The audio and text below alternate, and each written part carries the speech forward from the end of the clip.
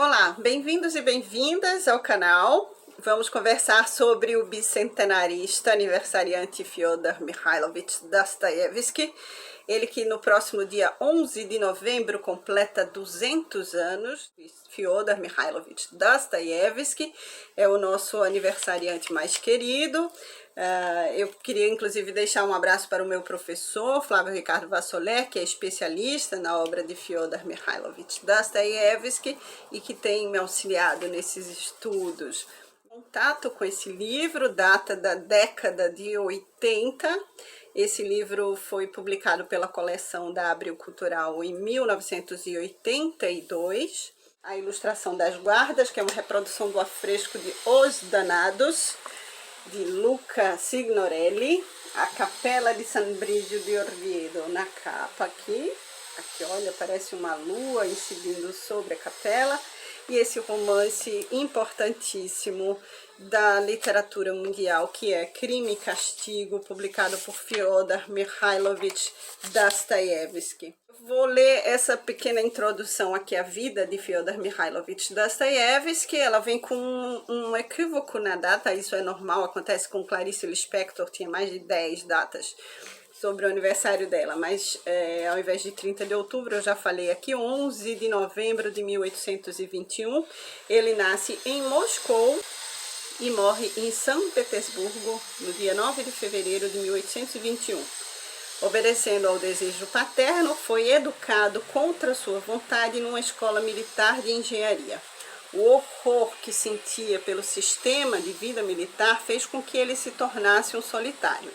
Entregou-se muito cedo à leitura, principalmente das obras de Schiller, Dickens, Sue, George Sand, que a gente sabe é uma mulher, né? E Balzac, do qual chegou a fazer traduções. Nessa época, a Europa começava a enfrentar conflitos sociais. Na Rússia czarista também era grande o movimento em prol de reformas, liberalização do regime, modernização do país e maior justiça social.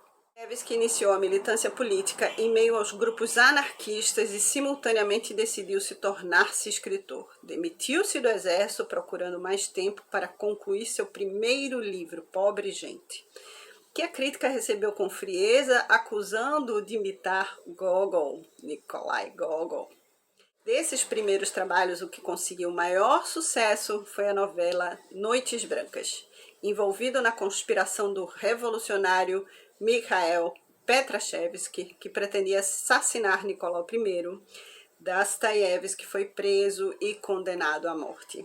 E essa é a grande marca da história de Fyodor Mikhailovich Dostoiévski, que apenas será comutada no último instante de forma torturante. Envolvido, eu falei isso, no momento quando já estava no patíbulo, a pena foi transformada em trabalhos forçados na Sibéria, anistiado.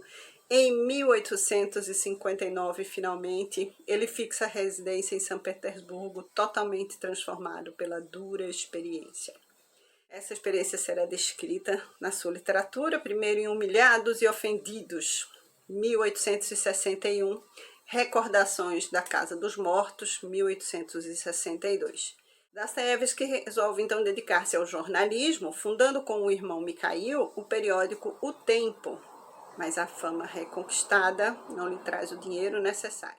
O jornal e a doença da esposa custam caro. Dostoiévski acumula empréstimos, os credores ameaçam-no de prisão.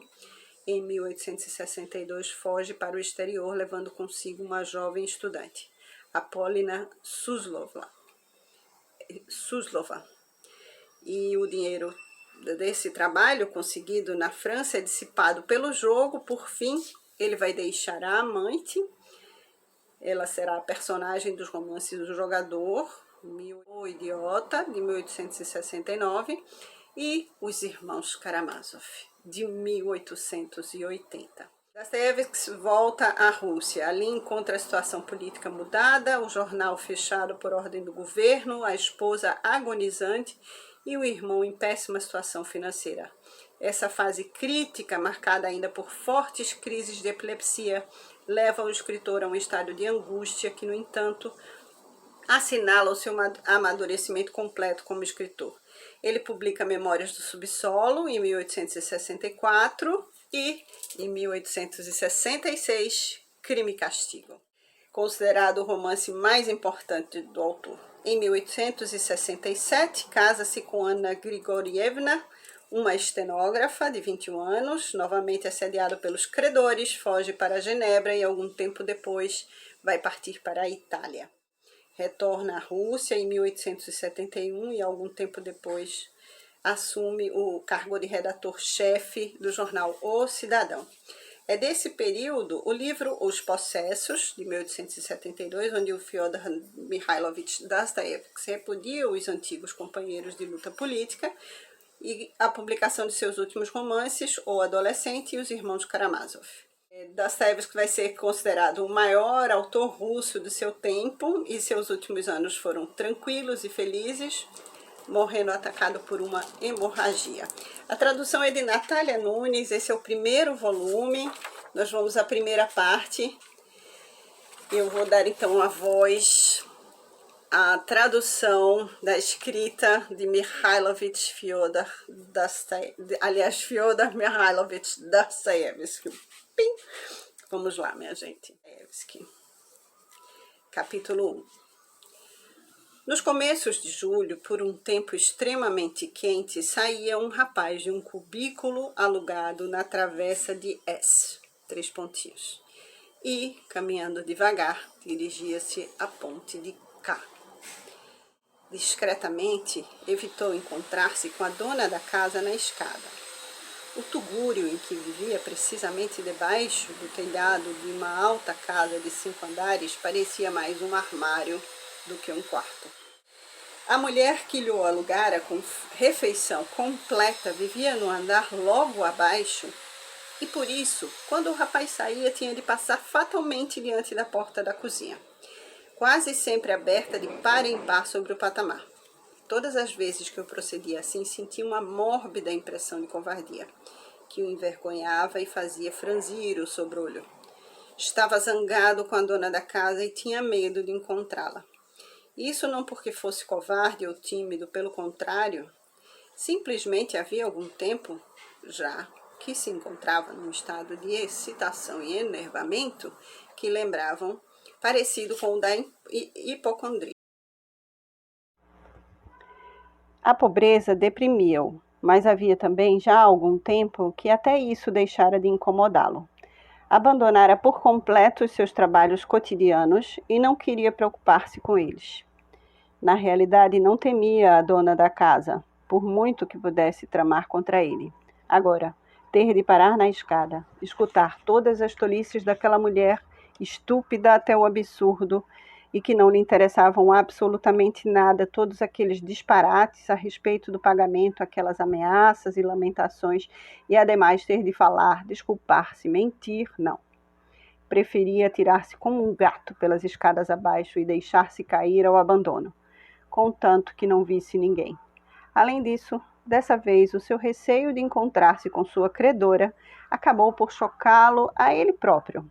Assim que se viu na rua, por que diabo me preocupo eu dessa maneira e sofro todas essas inquietações por causa de uma bagatela? Pensou, sorrindo estranhamente. Sim, é isso. Está tudo ao alcance do homem e tudo lhe vem parar às mãos, simplesmente o medo. Isto é um axioma. É curioso de que será que as pessoas têm mais medo? O que mais temem é o primeiro caso, a primeira palavra. Mas parece-me que já estou falando demais, afinal não faço mais nada se não falar.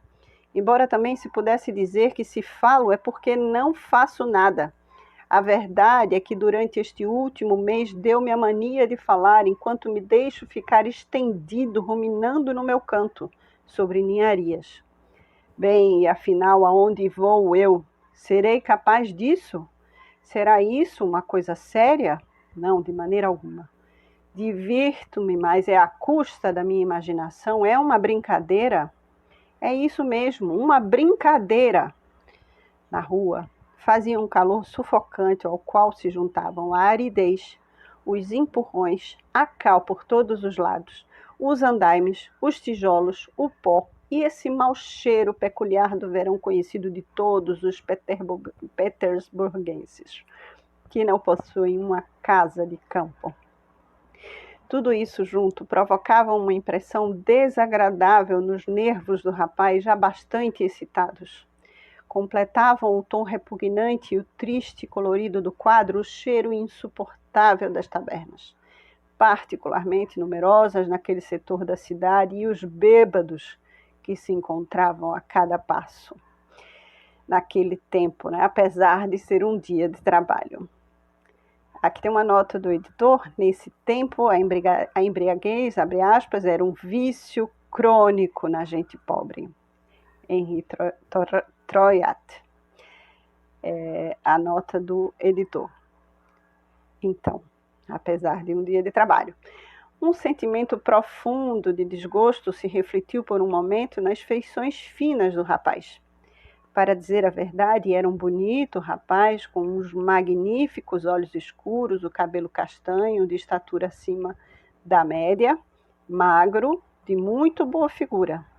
Mas não tardou que voltasse a mergulhar numa espécie de profundo indiferentismo. E para sermos mais precisos, um completo alheamento de tudo, de tal maneira que caminhava sem fixar a atenção à sua volta e também sem querer fixá-la. Somente uma ou outra vez murmurava qualquer coisa entre os dentes, obedecendo ao costume de monologar, que há pouco a si próprio confessara. Mas mesmo teve de reconhecer que, às vezes, os seus pensamentos se confundiam e se sentia fraco. E esse era o segundo dia em que não se alimentava. Espero que vocês tenham experimentado um pouco da originalidade dessa letra, né, dessa verve de Fyodor Mikhailovich Dostoiévski, e nós aqui no canal cumprindo uma missão de homenageá-lo. Muito obrigada pela companhia. Vamos celebrar no dia 11 de novembro de 2021 o bicentenário de Fyodor Mikhailovich Dostoiévski. Até a próxima leitura.